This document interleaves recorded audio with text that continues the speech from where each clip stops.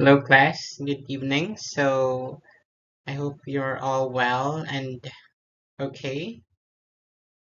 Today, instead of doing the actual face-to-face nga lectures, mag-ano lang sa video lesson kaya para pag next meeting, dili lang kita maulahi sa mga topics, no? So, ma-discuss na lang ko siya daan. Okay, so what we're going to do now is basically just have a sort of lecture set on chapter 6, which is chemical reactions. Okay, so I think you're very familiar with how chemical reactions work, right? So basically for your chemical reactions to occur, dapat may chemical change, no? So in the years sa una, sa high school especially, diba? You learn the different types of chemical reactions and how to differentiate them from physical reactions, right? And the mga physical change. Okay, so in trying to describe your chemical reactions, we usually involve what we call as your chemical equations, no? Because you want to actually represent your chemical reactions as something that is quantifiable, that we could easily manipulate mathematically or something. So basically, your chemical equation is a shorthand notation. So shortcut siya in depicting your chemical reaction in a molecular level. So just like a chemical formula, a chemical equation expresses quantitative relation. So what does that mean? For example, na kay chemical formula nga oxygen, no? That means, diba, that's you have two oxygen atoms, no? In in one uh in one molecule. No? Mo'y pasabatan na. And sa imo pong kuan, chemical equation, i-combine na din na sila tanan. So, two things to note sa imo ang, this is a sample chemical equation, kani siya. Two things to note, we have a subscript depiction, and I think you're very familiar na with your subscript, diba? Because your subscript tells the number of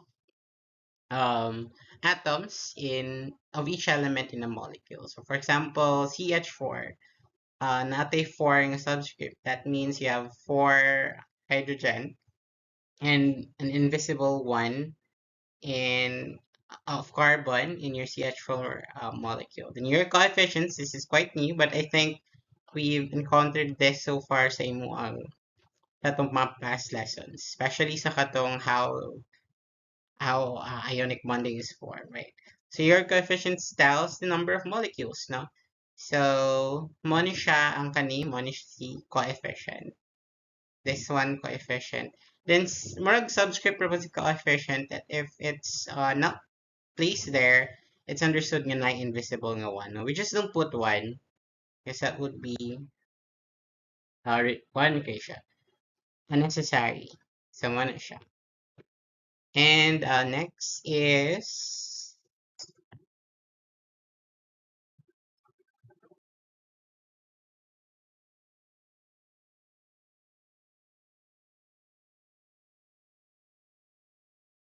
this example class, mo ni siya, we're going to use the concept of coefficient in subscript. So, for example, this molecule H2O, if we change the subscript, we can actually change the identity of your whole molecule. So, for example, we place 2 here. This would not be H2O anymore, so this would be H2O2. So you have in your H2O2 two atoms of hydrogen and two atoms of oxygen in one molecule. Pero if we change the coefficient, no, we don't change the subscript, example, we place 2 here. What happens is you don't change the identity of your molecule, just change the amount. No? So for example, na kay 2H2O, that means you just have two H2O molecules, no? You did not change the identity of your molecule, you change the amount. Okay, so the anatomy, balik ta sa anatomy sa imong chemical equations. You notice nga nagbutang ta og arrow, diba? Sa imong chemical na take arrow. So this arrow, no, this arrowhead here points towards the direction of your products sa ibang chemical equation. Then this left side of your arrow is the part in which your reactants are located. So ano na siya? Reactants, so basically to form your products, no? And in the process of formation, not the chemical reaction. For example, in the reaction between a CH4 and oxygen, now these are your reactants. Dili ka nag-start, your starting material basically.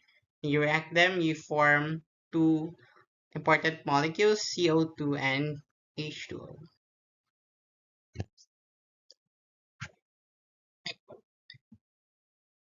Okay, so basically katong mga chemical equations na to mga chemical reactions is very diverse, but we have managed to actually classify them into at least five classifications. No, there are all types paghihapon actually, but ano siyang mga general niya nga mga classifications.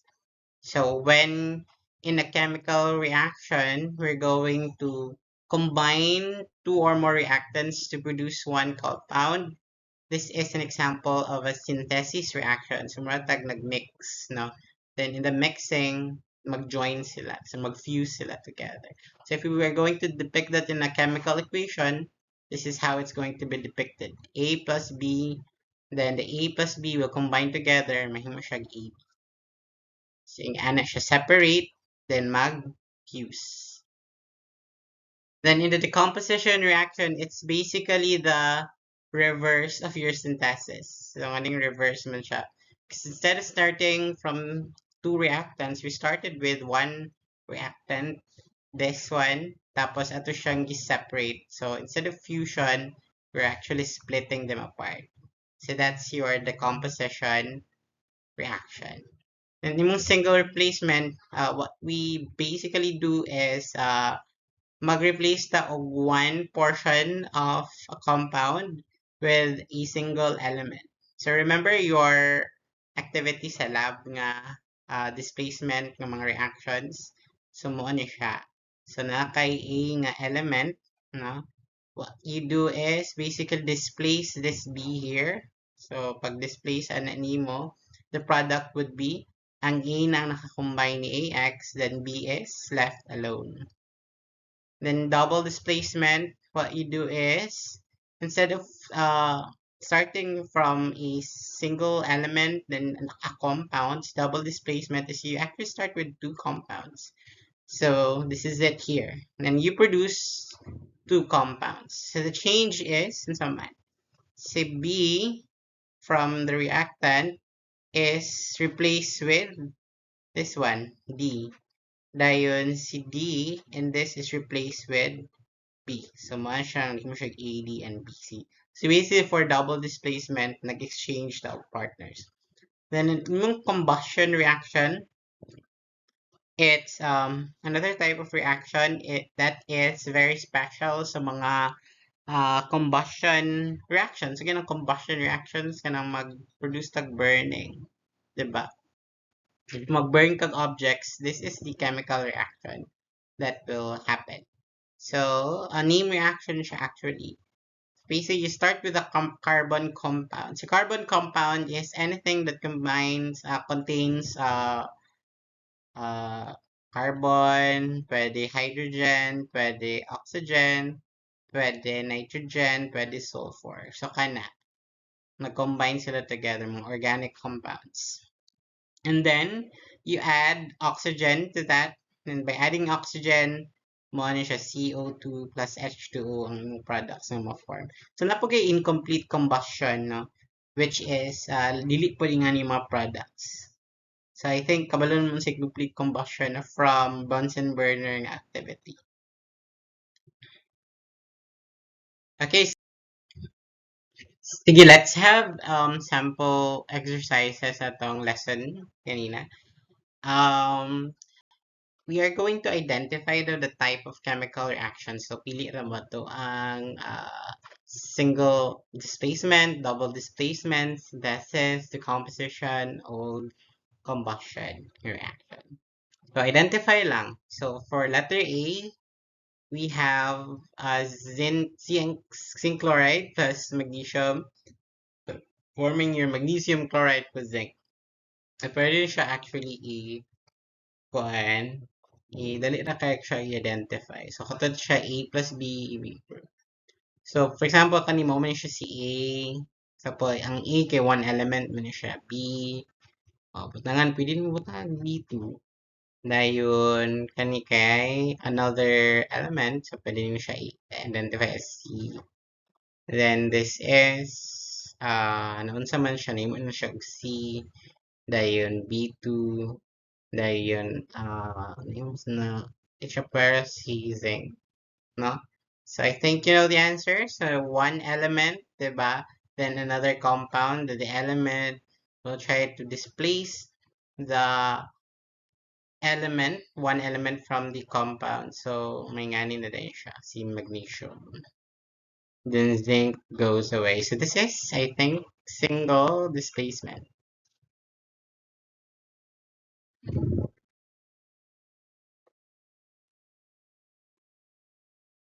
Then this one, so barium chloride, barium sulfate, sodium chloride. So you have two compounds, diba? Then another two compounds ng product.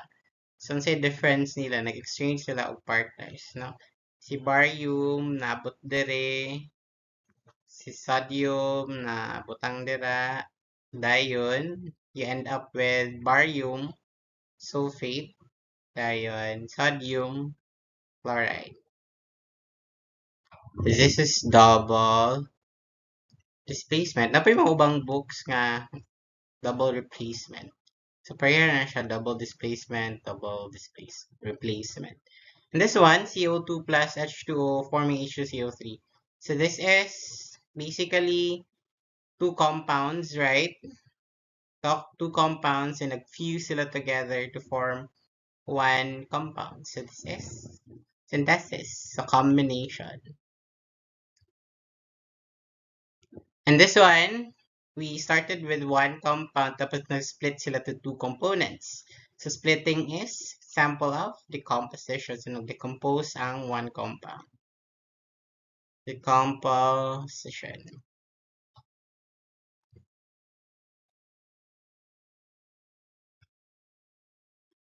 And the last one, this is an example of sodium carbonate plus hydrochloric acid. So what happens basically is si sodium kay ni balhin siya diri ka HCl, and si H ni balhin siya ka H2 HCO3. Pero diba dapat we should end up with sakto 2 NaCl, pero si H dapat ano siya H2CO3. Pero ang ending kani diri atong products. But that's actually accurate kay kaning H2CO3 mo eventually mo decompose man ni siya to CO2 plus H2O. So the answer for letter E is actually duha ka buok classification. First is double displacement. Then after double displacement, napoy decomposition. But it's fine if you answer double displacement. No, that's still acceptable.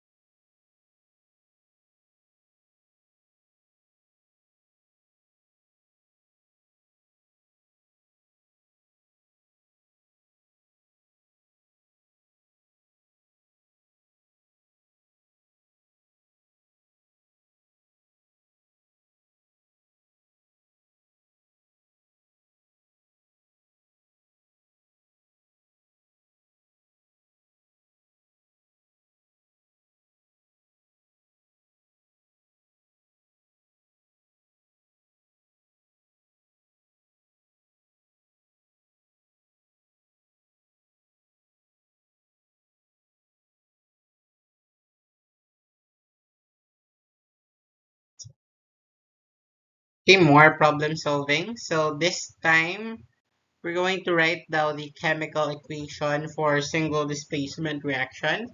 So for single displacement or replacement, we need to start with an element, right? Then another compound. So lead nitrate ang atong compound, element is zinc.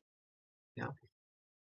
Review lang mo unsay difference sa element at compound ha. Then produce the zinc nitrate and solid lead. So single displacement, right? So we have an element,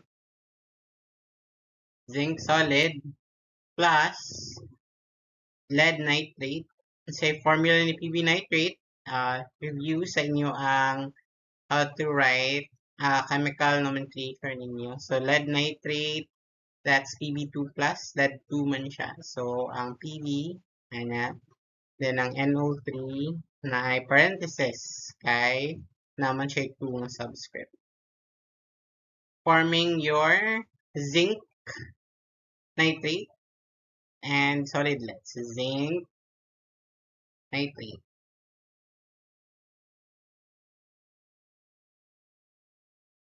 and solid lead. So before you finish, i-sure siya kung nahabatay mga states na butangan ginatag mga physical states. So it's indicated by open and close, tapos the state, kung solid S, kung liquid L, kung gas G, kung aqueous AQ. So kani siya kay aqueous man kay in solution man, so butangan mo aqueous. Kani pod zinc nitrate solution man, so butangan nimo aqueous solution. This is solid lead, so solid. So we're not done yet. Dito sure if balance the chemical reaction. So remember your law of conservation sa chemical reaction. I think it's discussed sa una pag sa high school. So according sa law of conservation, if imong quantity sa imo ang your quantity of your reactant should be equal with the quantities sa imong products. So wala na pa yung missing, wala yung madungol. So check if equal ang numbers sa mga individual elements sa imong reactants and products. Zinc, isa, PB, isa, N, duha ka N, oxygen, 6.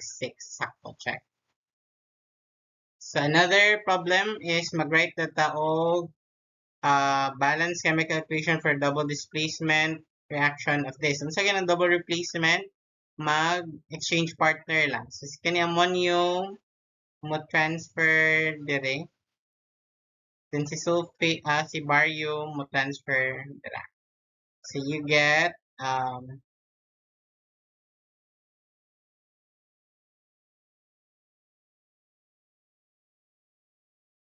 plus, barium nitrate.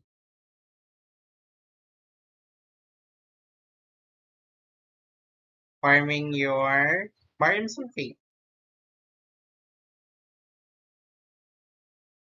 Plus, ammonium nitrate.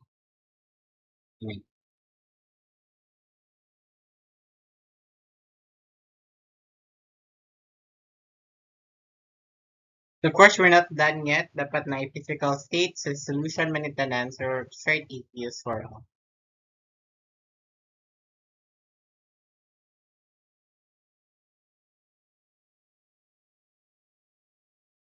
Then check if balance siya. No? So natay duha ka nitrogen dire, that's bad. Kaya 2 ka nitrogen, 2 plus 2, 4. Ang kani kay 3 plus 1, 4. Sorry. Duha lang kabok nitrogen sila. Dungag tag-a. 2 more ka nitrogen. Then barium. Nitrate. Sulfur. Check sa sulfur. Oxygen. 4. 10. Pero diri kay 4, 7 lang. Actually, 10. Sakto. Sakto na. Balance na po ang react.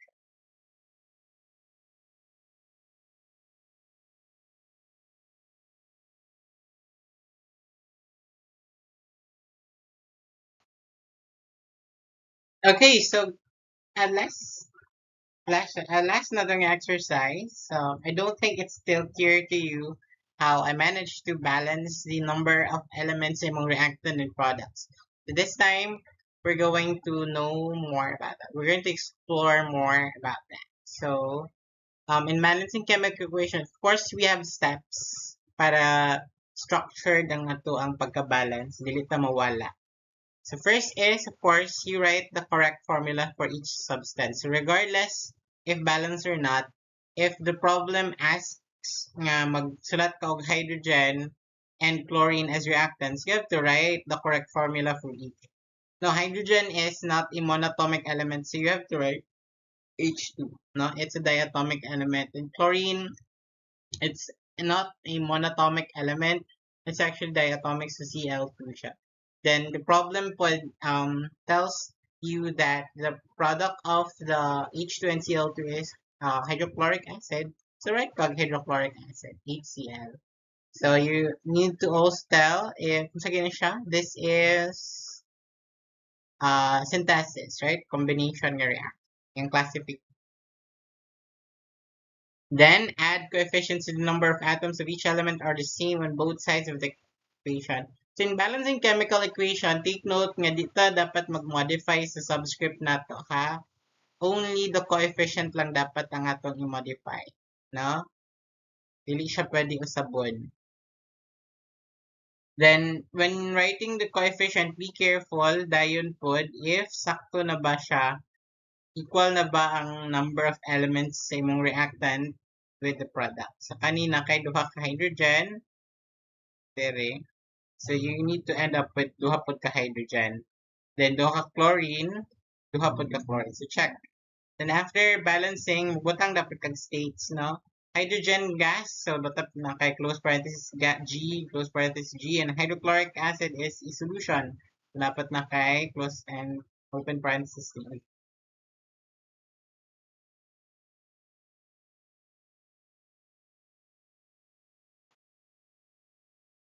Okay, some more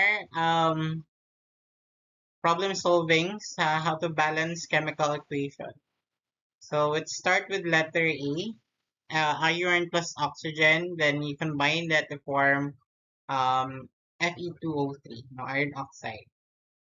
So take note, pag magbutang kayo mo coefficient class, make sure that it has to be the lowest whole number. No, dili highest ng whole number, pinaka lowest possible. So pag pwede pa siya ma-reduce to the lowest whole number, you need to reduce. Then dili dapat siya in decimal, so dapat whole number gyud dapat si coefficient. Okay? So this is Fe2O3, so natin do ka iron diri and 1 lang sa reactant. So what do? We add more iron. Same mo na to siya og 2. Diri kay na kay tulo ka oxygen, but diri pila man. Duha lang ka oxygen. So what do? We need to add pila.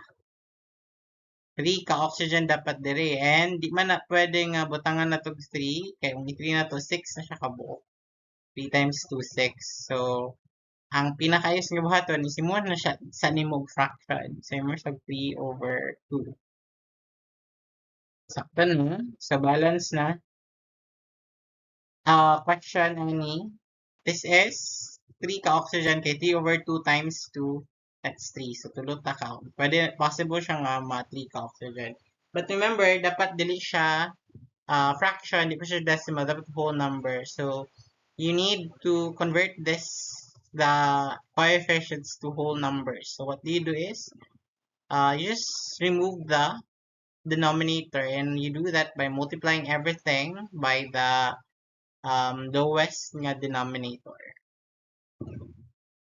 So, 2 times 1, so mahimo na siya og 4. Then, kani 2, makancel si 2, kani mahimo siya og 2. So, the final answer would be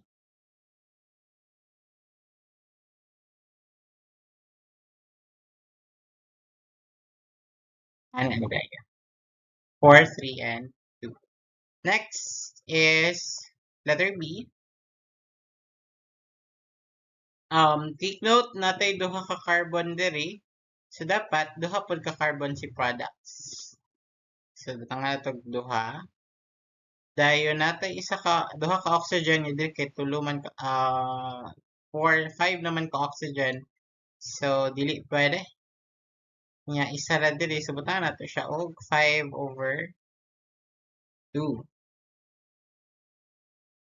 Sorry.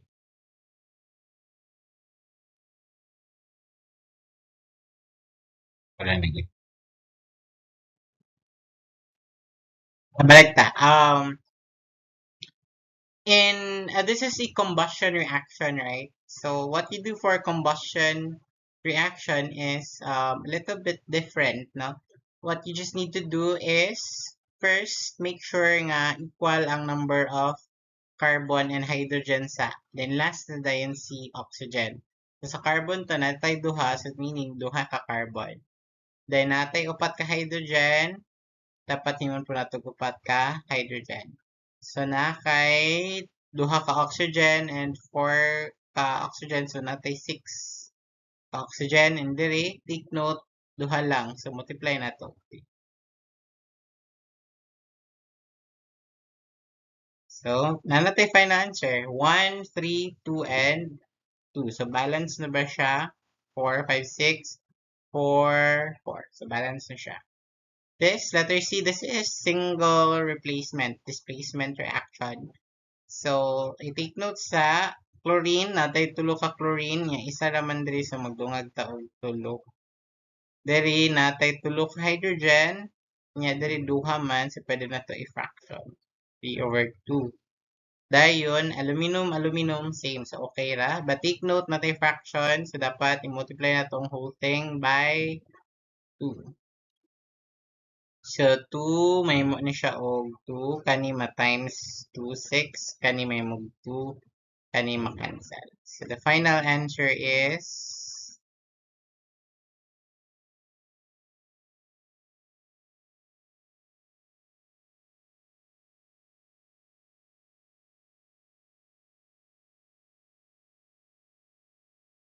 okay, mana siya ang final answer. So, batang, sama na siya. 1, 3, 2, 8, 14. Okay. So, more on the combustion ng mga reactions. So, basically, you have your organic compound, carbon containing, so CH4, C2H6, mga C3H6, basta mga organic compound with C in it. Then you have, mag-add kag oxygen, you basically have combustion. So mag-produce siya og CO2 and H2O. So mag-balance combustion reaction, you need to balance first is, sa to, carbon sa gitna. Then after the carbon, hydrogen dayon. Then last na nato si oxygen. Then you can try mga fractions sa sometimes. Kaya naging nga na nga mga cases nga maka-end up kag fraction. But ultimately, you'll have to cancel the fraction part by multiplying the whole thing with the denominator. So for example, natay C5H10 plus O2 forming CO2 and H2 and you are to balance this reaction. So nakay 5 ka carbon diri. So dapat butangan ni mog 5 aning CO2. So mo ni siya. And nakay 10 ka hydrogen. So dapat butangan ni mog another 5 para mo siya 10 ka hydrogen. And oxygen nato pila na kabok 1, 5 plus 10, 15. Kaya pila na tong oxygen duha. So dungaga na tong 15 pero mag-over 2 lang ta kay naman 2 nga subscript. So mo nang 15/2 na din siya ani. Then in order to cancel the 2 nga denominator, we multiply the whole thing by the lowest common multiple. So this is 2 atong lowest common multiple. So 2, C5H10, makancel si 2, 15, dayon mahimong 10, then mahimong 10. So mo na rin kung combustion na. So, now that we've learned the different types of chemical reactions and also how to balance them, what we need to know now is this relationship, between the different reactions, no? Quantitatively. So, magamit na ta tong moles na to, number of molecules in your substance, um, masses, i-convert na po mo to moles, moles, i-convert mo to number of molecules. So, basically, it is described by this roadmap na to. So, for example, mo convert ka sa atoms to moles, magamit ka sa Avogadro. Then moles, i-convert nimo to mole chemical A to mole chemical B, magamit ka sa balance equation. Then, ang mole chemical B, convert nimo to grams, magamit ka sa periodic table, kaya pangitaon nimo iya ang molar mass. Then, kani, din po ka grams, ano siya. So, matay roadmap for that.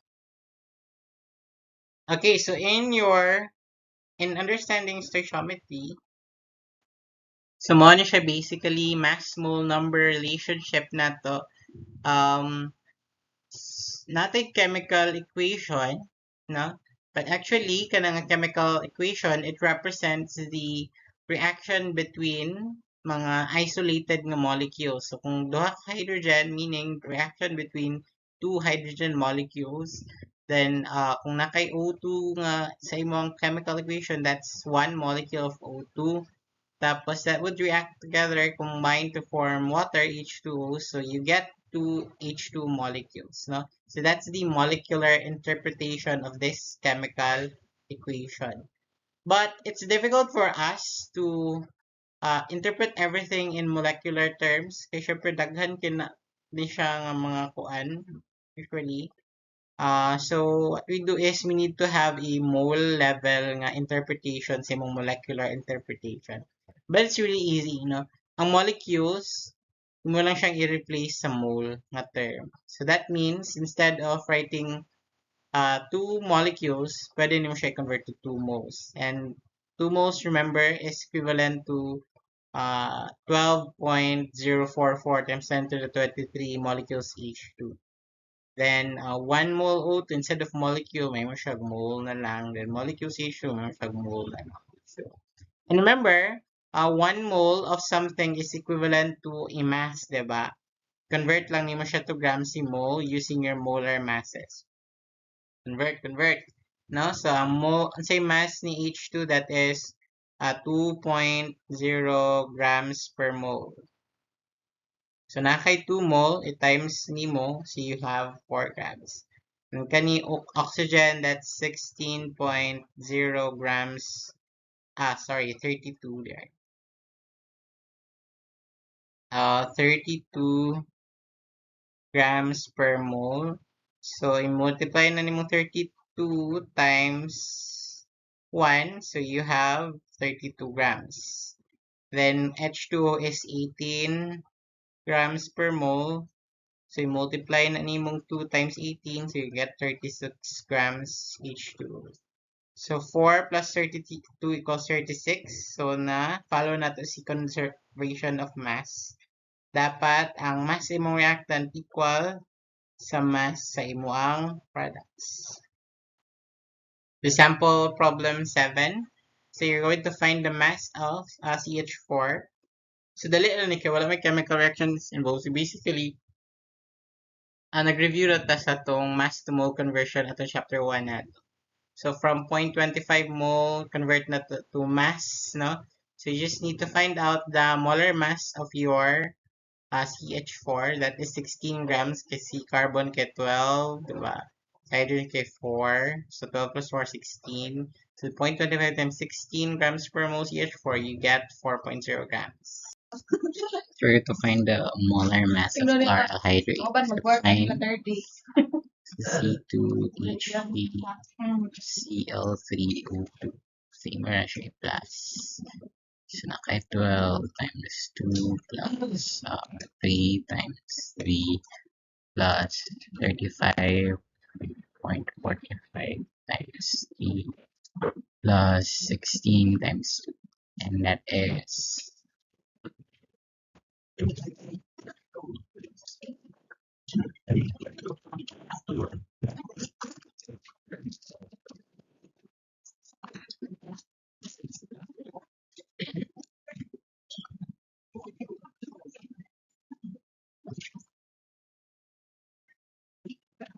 Tuloy na may submit ba? Submit. Tuloy na may tapos niya kuha.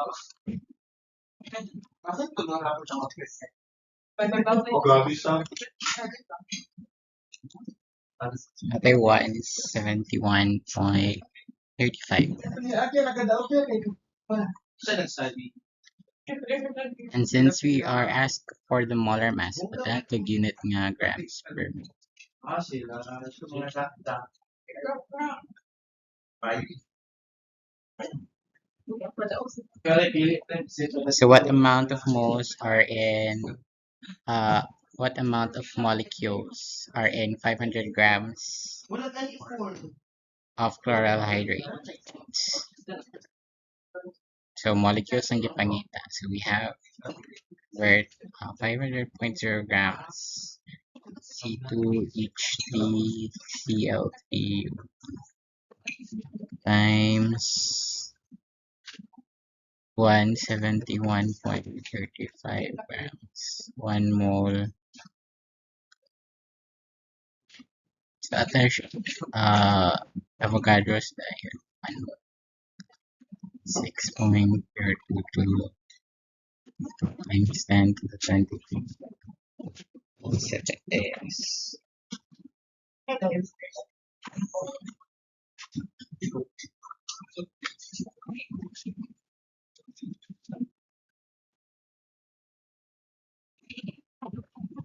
1.745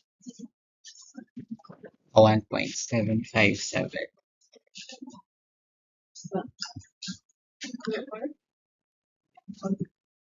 times 10 to the 24 molecules.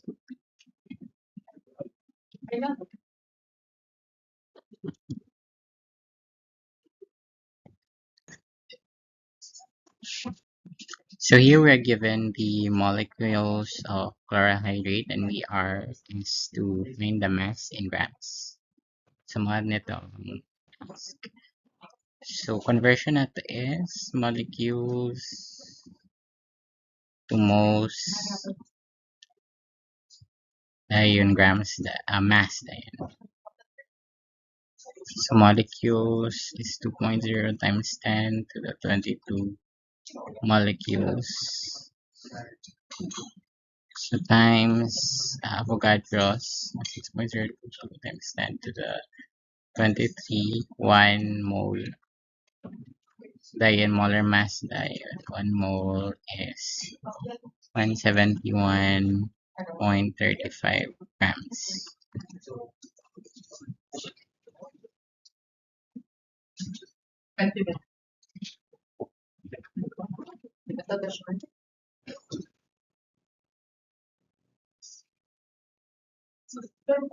So you have 5.7 grams chloral hydrate.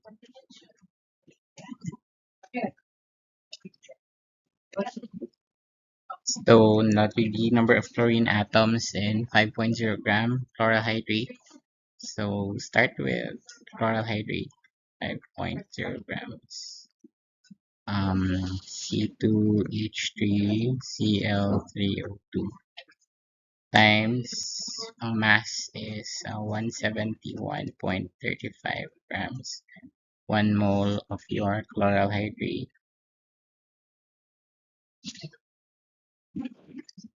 So we multiply that. So nakay mole of your C2H3 Cl3O2, you have 3 moles of chlorine atoms.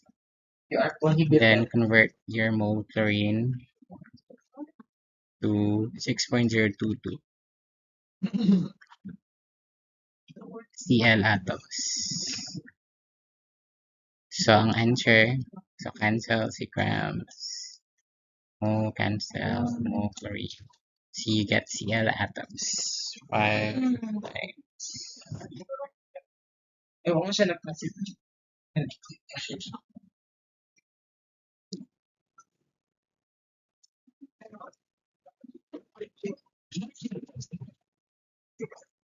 So natay 5.0 2.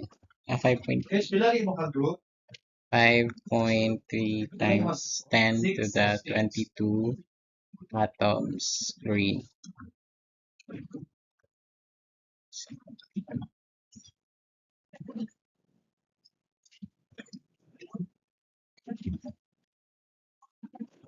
So if follow-up nga question, what mass of chloral hydrate would contain 1 gram of chlorine? So another set of conversions na po.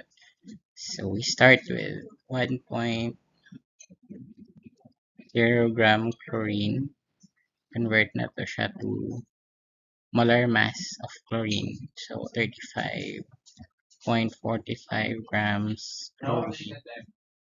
You have 1 mole chlorine.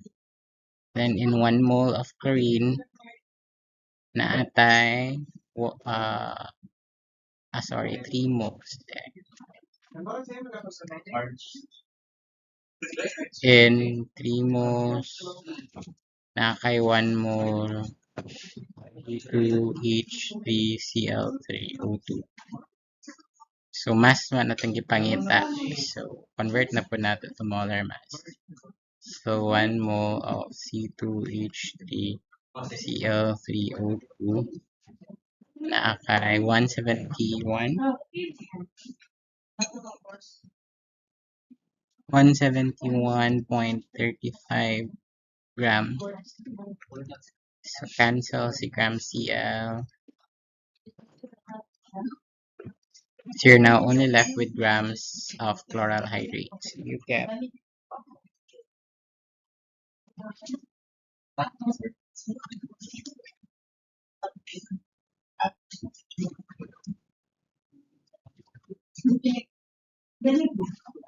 1.6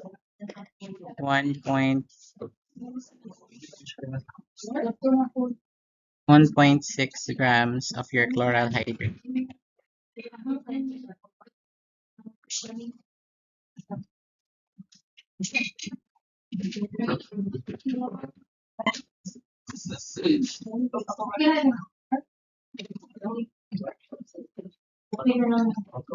So letter F, what is the mass of exactly 500 molecules of chloral hydrate? So conversion nato is molecules to moles, then moles to grams. Molecules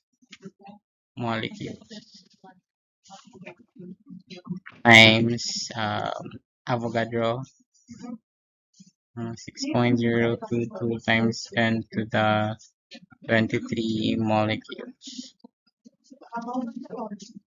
So in that is 1 mole.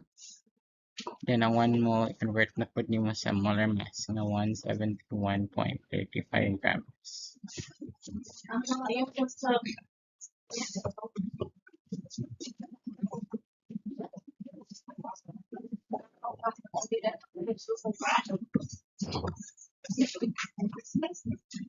So you have 1.42.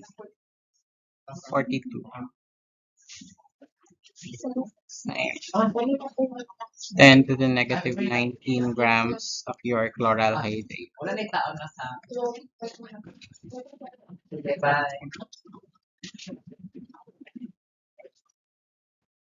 So we have a chart here sa pag-calculate sa stoichiometry sa imong substance. So this is a good map if you want to convert your grams of your reactant or product but to another, grams of substance to another species. So let's do more problem solving. This time, convert na nato ang one molecule in grams to another. Or this one, pwede ka na. So grams yung conversion. So in this problem, we are asked to find the mass of SO2 sa iyang grams from the reaction of 3.8 grams ani. Then excess aning SO. So mag-start ka aning 3.8 grams since we don't have a definite value man ining O2. So understood nga dili ta magbase sa pinaka smallest 3.8. So 3.8 grams FeS2 times molar mass ni FeS2. So 119.98 grams. You have 1 mole. So ang mole i-convert nato to mole SO2. Kaya mao man ang gipangay.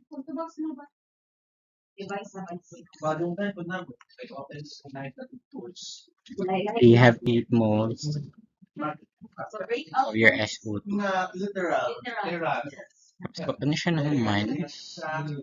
Continue pag yun ka times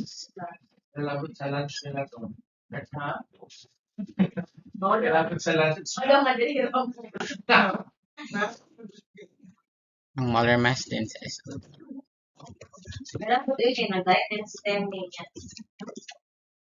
It's 64.07 grams.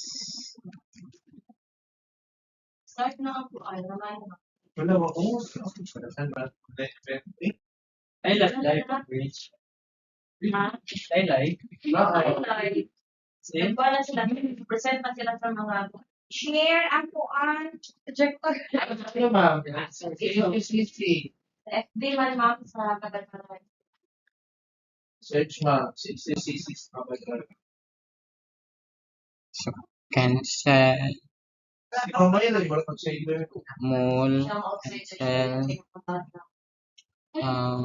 Pero duha day sila actually professor. apay sorry coordinate.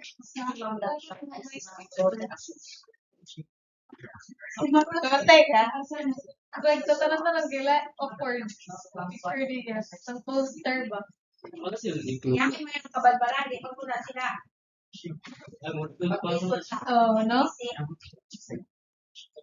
3.8 man ta sa ito na inconsistent ang significant. 4.1 grams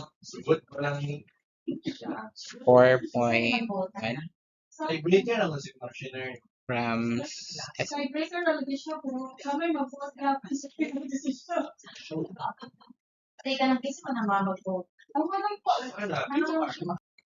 What if the tiebreaker? What if So another problem solving. So what mass of FeS2 is needed for 4.1 grams of Fe2?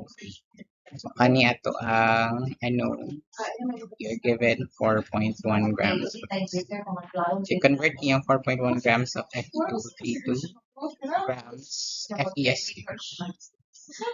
So stoichiometry 4.1 gram Fe2O3 times molar mass Fe2 it's 159.69 grams Fe3 tapos 1 mole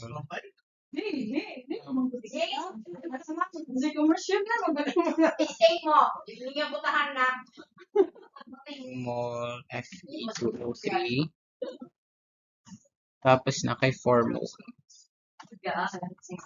yes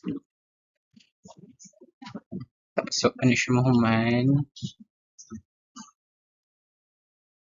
paano siya convert to mass so 1 mole FeS2 i-final na ito yung kamikit pila to. is 119.98 grams.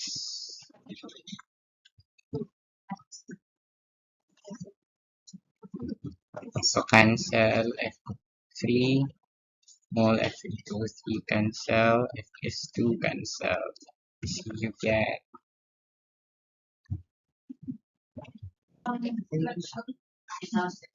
so natin 6.2 grams.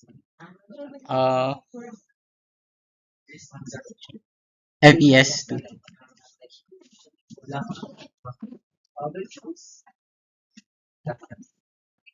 Okay, so sample problem number 10. In this problem, you're going to compare two reactions.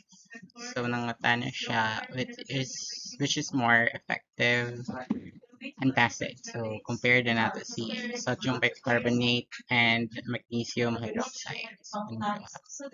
So, first reaction with sodium bicarbonate, we react that with hydrochloric acid and another magnesium hydroxide, hydrochloric acid. Yeah, and as you can see, 1 mole of sodium bicarbonate only reacts with 1 mole of HCl, while 1 mole of magnesium hydroxide can actually react 2 moles of hydrochloric acid. So if we want to know the effectivity, that would be the one with the highest reactivity towards hydrochloric acid. And obviously that is this one, kay duhagit ko po, hydrochloric acid naman neutralized compared to sodium bicarbonate. The answer would be magnesium hydroxide.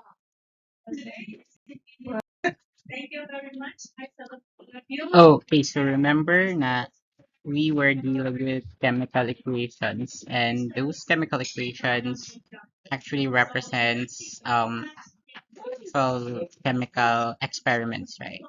So sa imong pag-perform sa experiments sa atong chemical reaction, lagi kay may yield na product. And that would be your actual yield, no? So, product na may yield sa imong pag-produce sa reaction, it can be considered your actual yield. So this is the measured quantity of the product formed from your experiment. But on top of that actual yield, naputay theoretical yield in which the calculated yield from your reaction stoichiometry. So between the two, your theoretical yield would have a higher value. Mas laki yung probability of higher value. Kaya mo actual yield usually is lesser in value because um, di man gid siya ma-perfect. Mani mo ma-retrieve yun ng products. So, gamay-gamay sa actual yield. You can actually measure the percent yield of your reaction. So that is the ratio of your actual over theoretical yield times in 100%.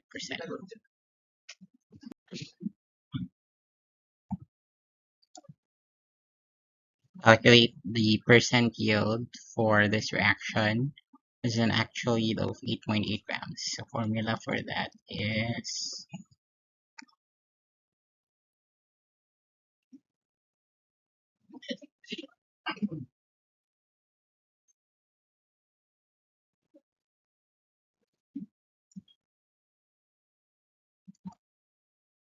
so the theoretical yield would be the one that we can derive from the equation. So 10.0 grams kBr times the reciprocal of the molar mass, which is 118 grams per mole. 18 grams kBr, 1 mole kBr. 1 mole of kBr is equivalent to 1 mole potassium per perchlorate.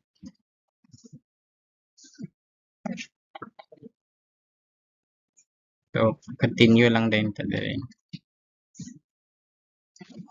Times 1 mole of uh, KClO4 is ilang ka gram? 138.55 grams.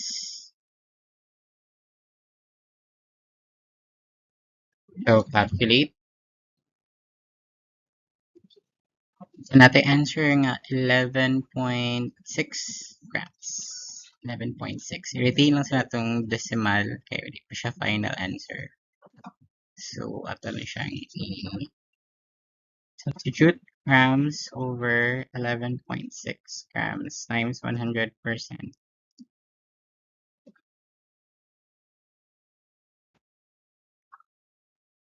So you have a percent yield of 74.5%. 6%.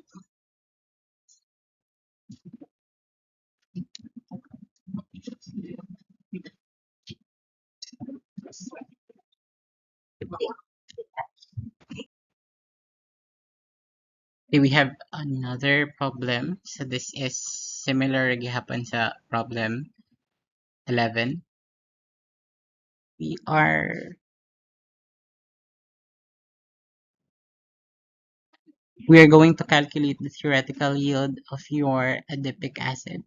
So walay percent yield and need. So kato lang basic lang nga calculation. So this is the chemical equation. Given is 25.0 grams cyclohexane.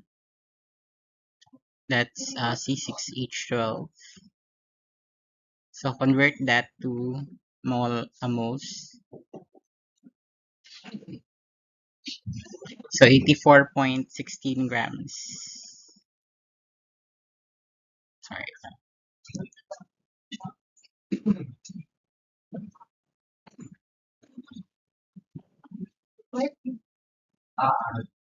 C6H12 in 1 mole of that. C6H12. So multiply that with the ratio. So na kay 2 mole C6H12 is equivalent to 2 mole of your adipic acid.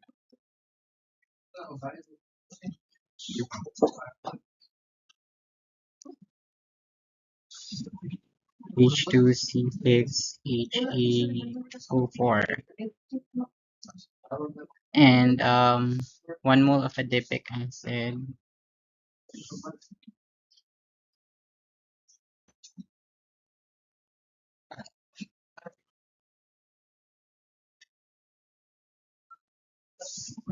is equivalent to mass of 146.14 gram adipic acid. So the equivalent of that is natay theoretical yield nga 43.4 grams of your adipic acid. So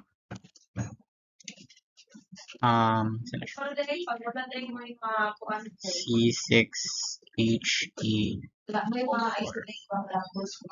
So mana siya iyang theoretical yield. But we're not done yet. Napatay next problem. So we obtained 33.5 grams of adipic acid. So this is experimentally determined. So this would be the actual yield.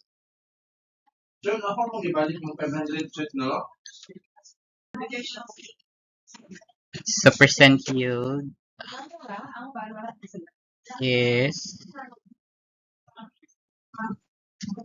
actual over theoretical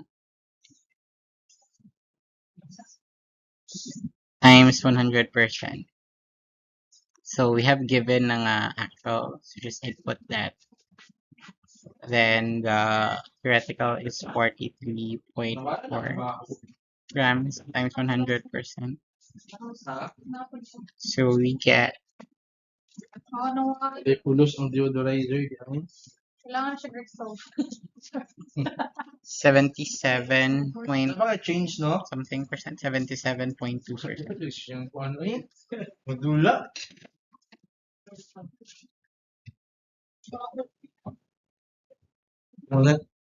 Napakasukli ba?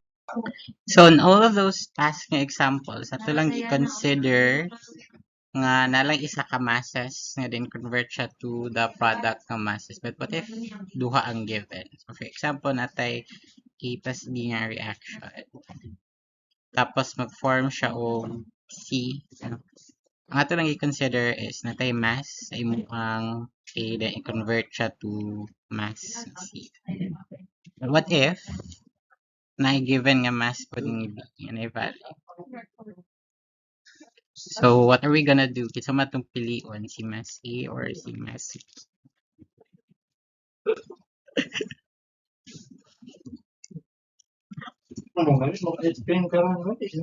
Tumana karon when there are more than one nga given nga mass, you have to choose which would be the limiting reactant and the reactant excess. So obviously, if maka-identify nimo sa limiting reactant, mo na din i-convert na mass sa product nimo, actual product. Because your limiting reactant will be completely consumed man. And it limits the amount of products, of course. So the minimum nga ma-produce nga product is, of course, mo yung actual nga products nga na produce. So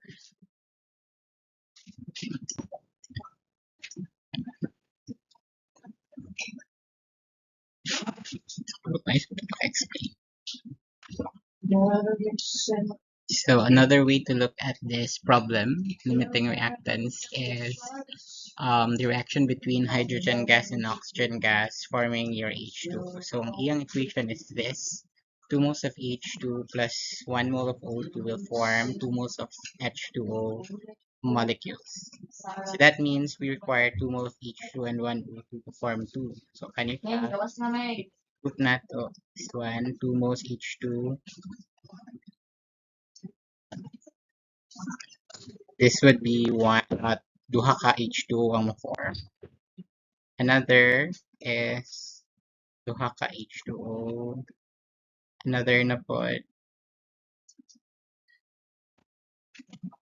this one. Ay duha ka H2O. And another H2O. And last is this one.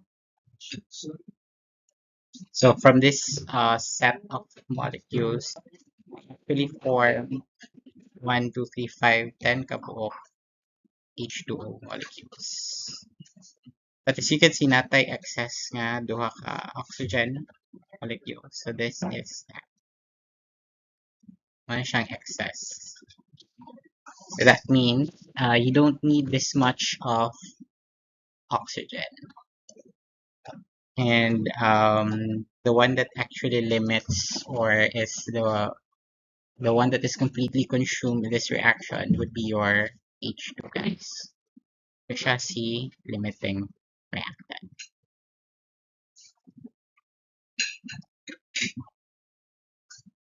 So katong nanubra, no, would be your excess reactant.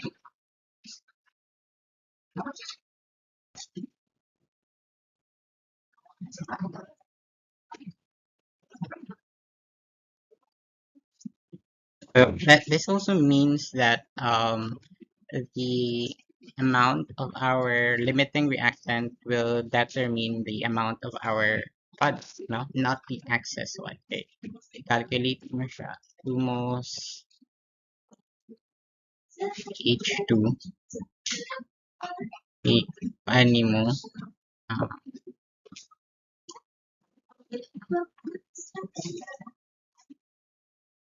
so we started with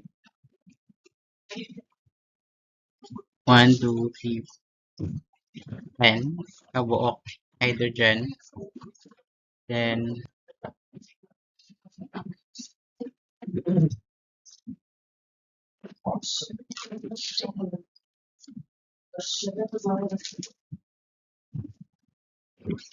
it's napatay 10 moles of H2O, which is consistent sa ato ang experiment. We produce 10 moles of your H2O. Pero ang excess reactant ka magbase, so we had 1, 2, 3, 4, 5, 6, 7.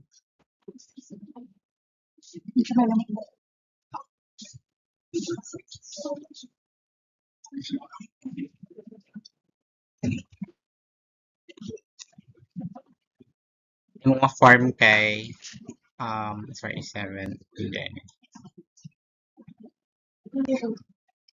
14 moles water, which is not consistent with our experiment. 10 lang man akong na-produce.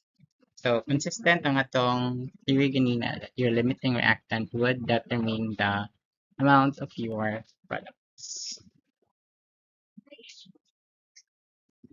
So that is sample problem. So basically, ang atong nitrogen started with 3.0 mole. Atong hydrogen we started with 6.0 mole. So pila ka ammonia ang ma-form. So ahata magsugod sa 3.0 mole or 6.0 mole. So that is left to be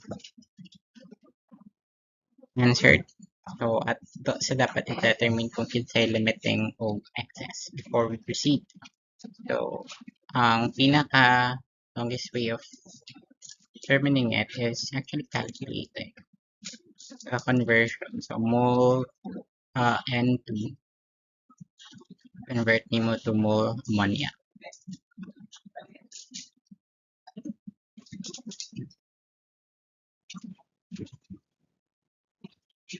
So na form nato is 6 mole ammonia.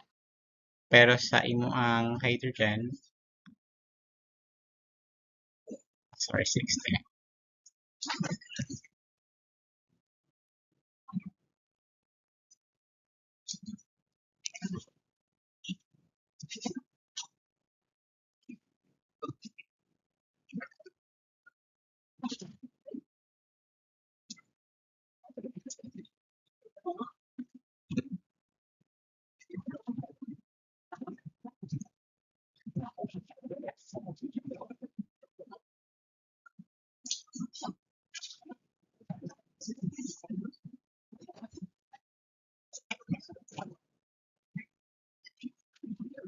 Mole H2. Well, so na kay 4 mole of ammonia ang form. So para ma-determine si limiting reagent, then awan na po ninyo kinsay pinakagamay of product ang form. So obviously, kani ang pinakagamay. So your H2 would be your limiting reagent. So mana po ni actually ang inyong answer. Dayon, si 4 mole ammonia, not this. Wow, nice. Another problem, H2 and O2 again. So determine mo kinsay limiting ang excess. So of course, yung calculate nito sa duha para makabalo ka. So 150 grams atay 150 grams ani oxygen is 1500. Water is unknown. It's have to be answered. So convert nimo ni to mole, that is 1 gram 2 grams medek each. Sila pag-iulugan ka. So you have 75 mole each. Yan ang imong O2. 33 grams. So 1.5. 46.875.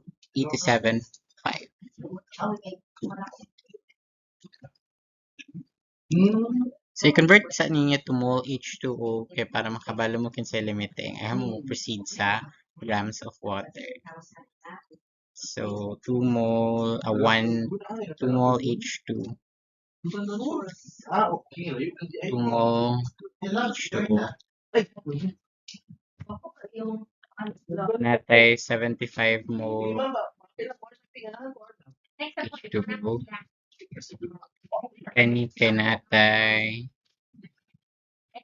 Bluetooth ni story.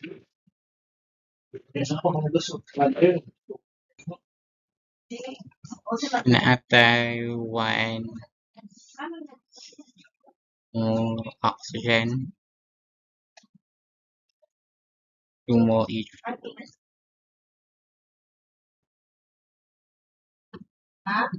So the answer for that is 93.15.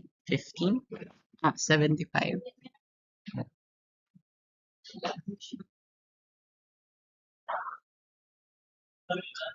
So, kita na din si limiting. So, katong pinakagamay og moles nga na form. So, that would be your H2O. So, H2. So, H na ka magbase. So, panang 75 mo na din yung convert sa mass.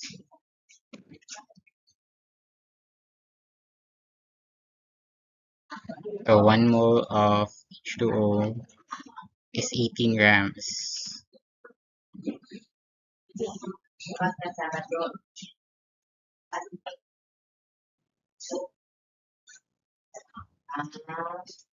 So, nakay 1,350 grams of water.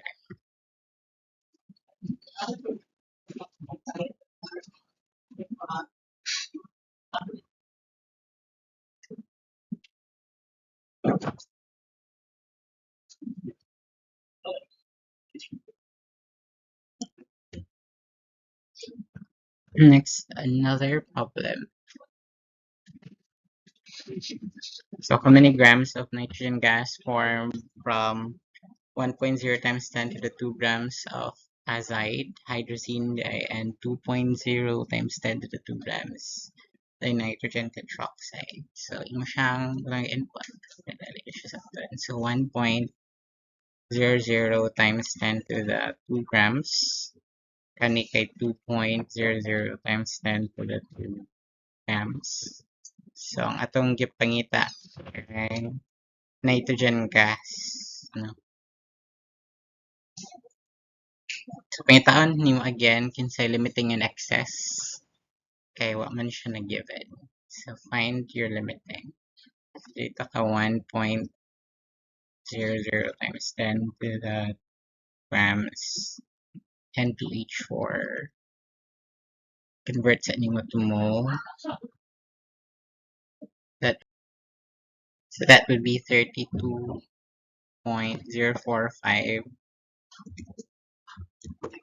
grams and to each 4. 1 mole and to each 4. Times 1 mole and to each 4. Dayon, 2 moles there. 2 mole into each 4 o 3 mole and 2. So that would be 4.68 moles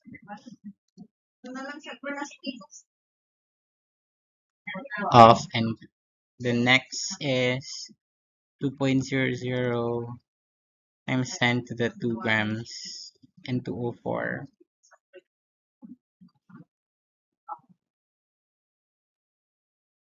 So molar mass ni N204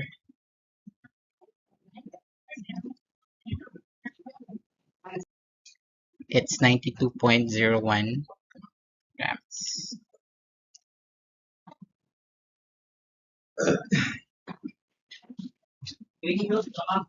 Convert din siya to N2. So naakay 1 mole N204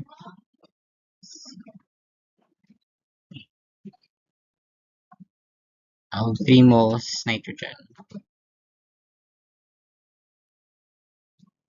So that will be equal to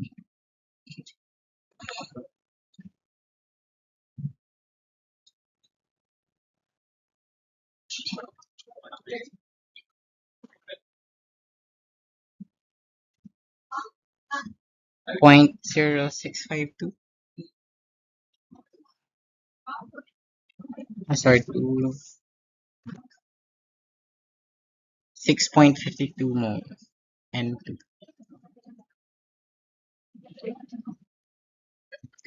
So, ang limiting na to, of course, would be the one that produces lesser ng products. So, kani, 4.68 mole N2. So, dili din ka magkuha og mass.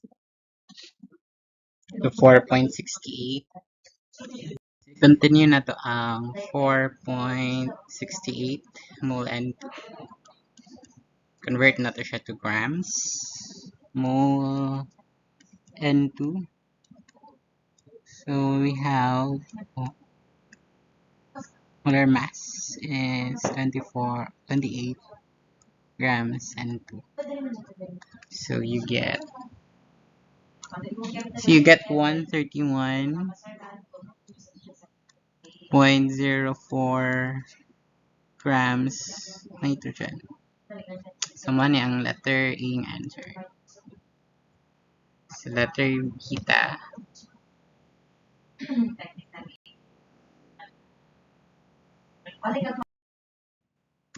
Letter B, calculate the excess reactant na unreacted. So, di ba your given amount, given excess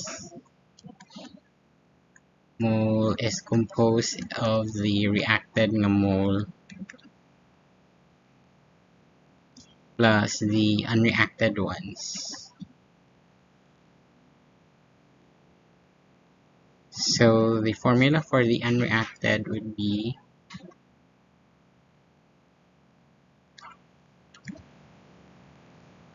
given excess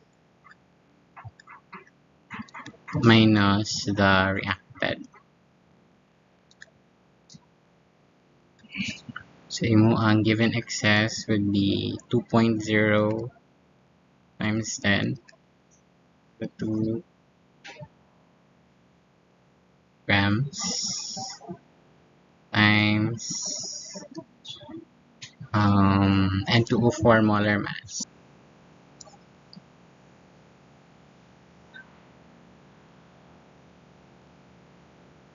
(92.011 grams N2O4 and 1 mole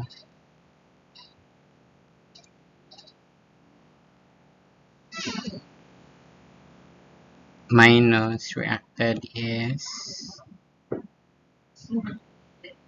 katong 4.68 na to. Pwede put katong 1.0 per lang pressure converter pero katong natang 4.68 mole N2. Convert nimo to mole N2O4. So that is 3 mole N2 dayon 1 mole N2O4.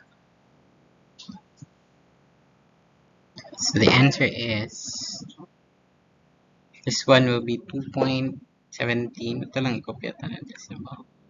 2.1737 kani kay the other one is ito sa matang mole N2O4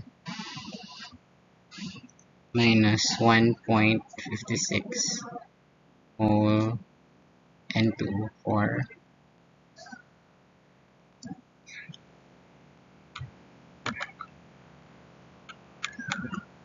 so you get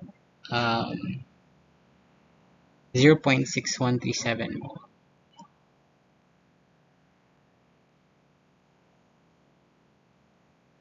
N2O4. Pero kani siya i-convert pa ninyo to mass. So, to convert that to mass, inyo siyang gamitag molar mass. So, maggamit mo sa 92.011. Sorry, taas. 92.011 grams N2O4.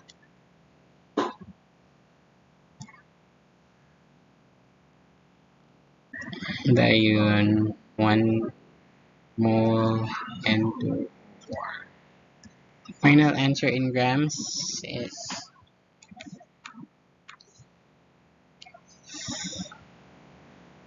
56.47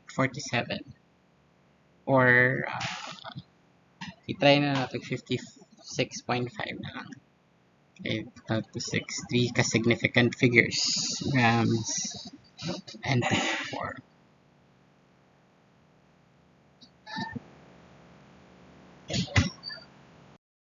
So last nato nga sample problem 16. So the problem asks for the grams of the non-limiting reactant in excess. So, same happen yung process kanina. So, magpatasa ito sa given, you have 10 grams of this. Your aluminum sulfide is 10 grams of aluminum and 15 grams sulfur. So, unknown, of course, say grams aluminum sulfide. But what we're looking for is the non-limiting reactant in excess. So, para makabalo mo sa non-limiting reactant, syempre dapat makabalo mo sa limiting natong reactant. So, let's start with 10 grams. Aluminum. Convert na to siya to moles aluminum. So, aluminum is 26.98 grams.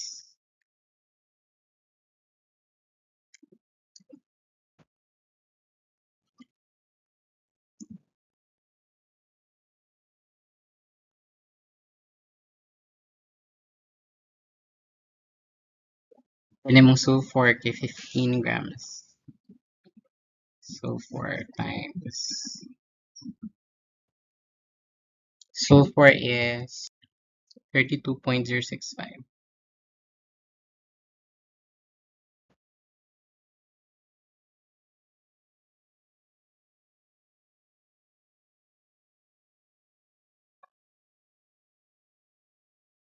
You get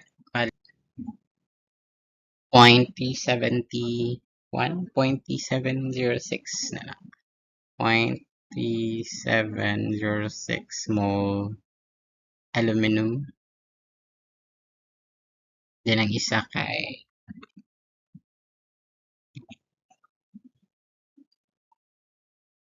0.4678.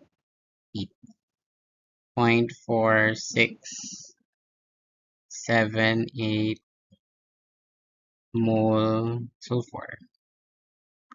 So natay duha ka moles na convert na siya.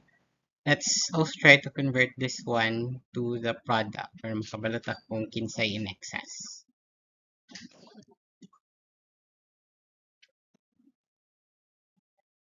In moles lang. So 1 mole of your aluminum sulfide is equivalent to 2 mole aluminum. Then kani kay 1 mole of your aluminum sulfide is equivalent to 3 mole sulfur. So below na siya. Point divided by 3 kay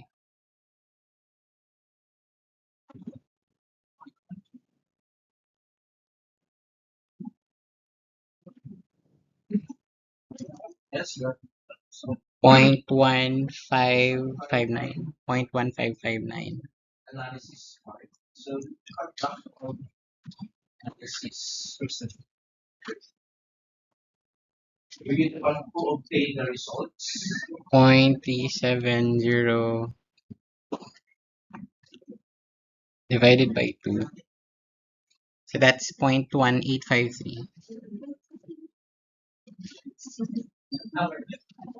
mole. So, as you can see sa mole equivalent sa product, mas gamay si sulfur nato. So, meaning, mao niya tong limiting. Then, this would be your excess.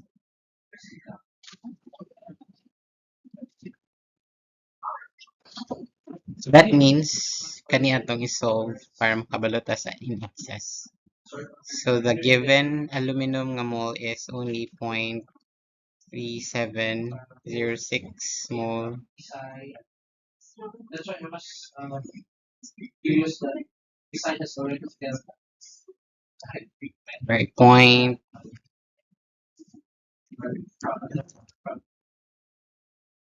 3706 mole aluminum.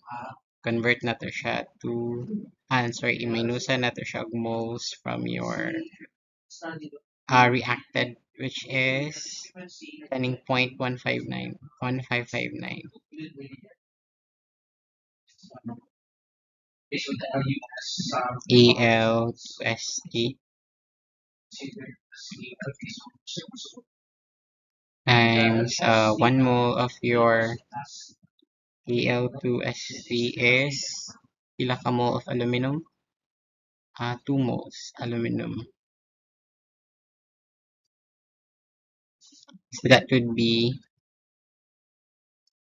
0.3706 mole aluminum minus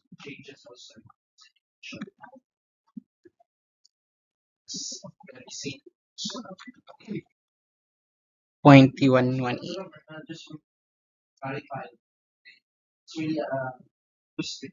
We really did all analysis. So Minus na to.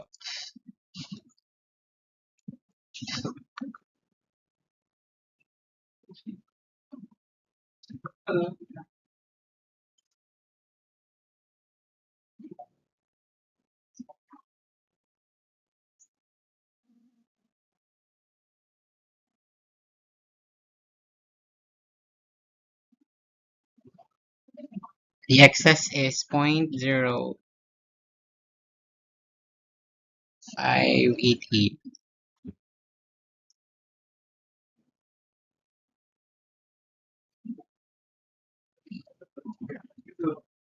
mole of aluminum. Then i-multiply din na siya sa grams kay grams man ang atong gipangita.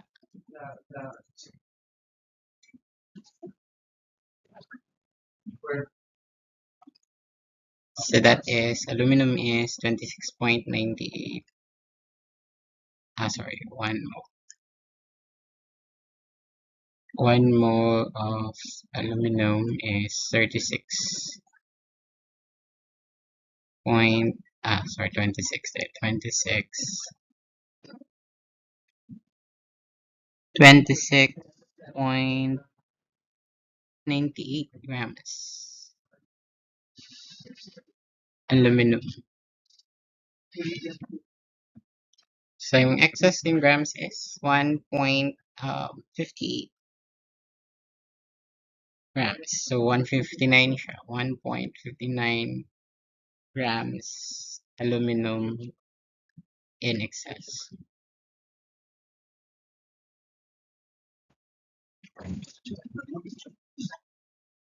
Then napadi other problem, how many grams of solid aluminum sulfide can be prepared?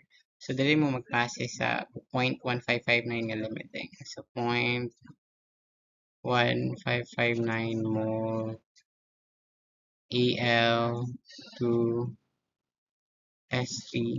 Convert lang niya siya to grams. So 1 mole of that. Pila iyang molar mass. So 150.158.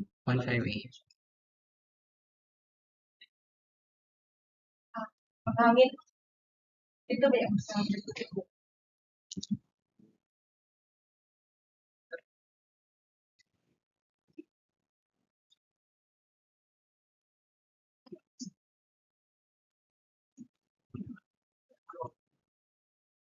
So you have 23.41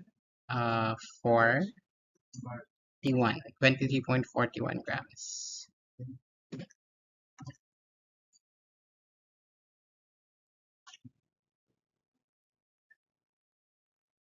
Amo ni ang answer sa kaning question. In this question, kani ang answer. Okay. So that's it.